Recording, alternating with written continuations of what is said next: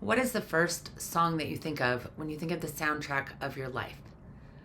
I am Tavish Cardiff. It is our Raw Material Music Week, and we will be talking about the pillar of music. Music has a spiritual focus to it. It's the first of our spiritual weeks, so let's dive into the spirituality of music. When you think about the music of your childhood, the good times and the bad times, think about what types of songs attach to your parents or your grandparents, aunts and uncles, babysitters. What type of things were in the mix of what you were listening to, and what kind of stuff did you seek out for yourself? Consider the music itself. Was it upbeat? Did it warm your heart? Did it make you happy? Or was this music that really was, you know, maybe bringing you down or telling you things were challenging or hard or difficult? So when you think about what you first put into your mind with the songs around you, you start to see a pattern form around your belief systems. The lyrics that we hear early on are so present in our mind when we're kids that those concepts and ideas carry on into our life. Thankfully, my dad owned a record store, and he was into a lot of music where the people sung cool lyrics that resonate hard with me today.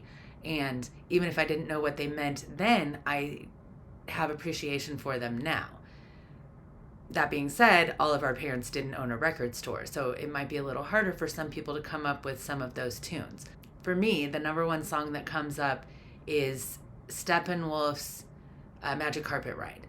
My dad used to sing that to me when I was a kid, and it puts me on a magic carpet and lets me follow the trail of music, follow the ideas that come from different songs, put myself in the mode of the character or the idea of the character. I always like songs about people, like Steve Miller's Take the Money and Run or something like that. It's an experience I would never maybe have, but it's nice to try it on in the song and think about what those characters are like or what their life might be like. I took this a little far, and music for me is right up next to spirituality. It brings me closer to my heart, it brings me closer to my soul, and it reminds me to be kind to the people around me. I grew up with a lot of church music, so at the same time, those concepts are, stuck in my belief system, even though I don't go to church anymore and I don't necessarily subscribe to a lot of the ideas that I was taught then. There's so much about humanity and caring for other people that comes through in all those songs, and I still resonate with those ideas and concepts. My dad has been sending out a song of the day to my brother and sister and I, and it's been really cool to hear songs that he remembers from our childhood, but also things that came from his own and things that his parents listened to. Some of them I knew, some of them I don't. I'm learning a lot just having this daily text exchange with my dad where he can send us a YouTube video of a recording that he used to like. So that's been really fascinating and has us connecting to the music we listened to when we were younger and connecting to our dad in a way that brings that spirit of connection into the forefront of four people who don't get to spend a lot of time with each other and don't spend a lot of time reflecting on childhood, because honestly, sometimes it gets dicey talking about those things because our memories are all so different. Because music has played a huge role in my life, this pillar is obviously one of my favorite. The spiritual weeks I really like just because they open me up and keep me connected to the things that are bigger than me and outside of me. And if I can stay in that space, I'm less inclined to get wound up in the things that make me scared or afraid or feel separate or alone, even if I actually am.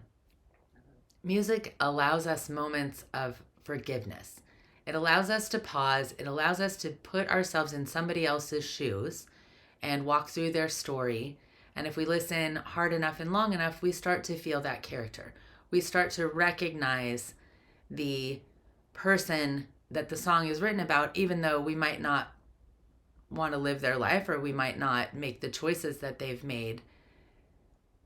It puts us in a position to care, and it puts us in a position to understand from a level that we don't do when we're thinking about things from our own space and our own position. Music takes us out of our regular mental space and puts us over into a pathway that's more forgiving, more loving, more accepting, potentially.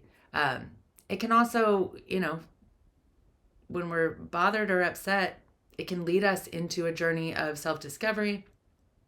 It can lead us into pulling the covers over our heads too, because we could make ourselves really sad with the music that we listen to. The fact is, we use it to change our mood. We use it to set the mood. We use it to strike the tone that we want in any of the things that we're doing.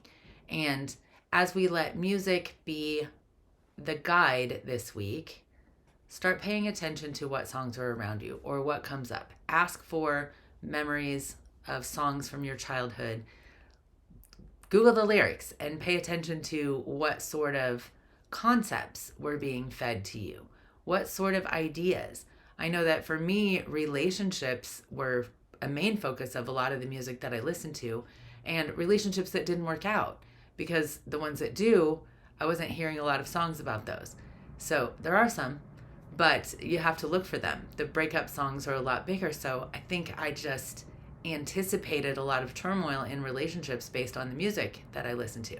And I have experienced a lot of turmoil in relationships. So go figure that it would feed my belief system. This is the way the pillars work. When you start to establish your own relationship with them, recognize how it works. My relationship isn't going to be the same to the music pillar as anyone else's. And it's knowing my relationship, knowing what's solid about me with that pillar that's going to give me the strength and the resource when I need it to use those things. Practice guidance for this week. Pay attention to the music. Whatever is around you, listen to the words, listen to the beat, see if it's bringing you up or bringing you down. What sort of tone does it have in your body? And how does it make you move? Because music, beyond anything else, should move us emotionally, physically, both if it's really good music. I am Tavish Cardiff.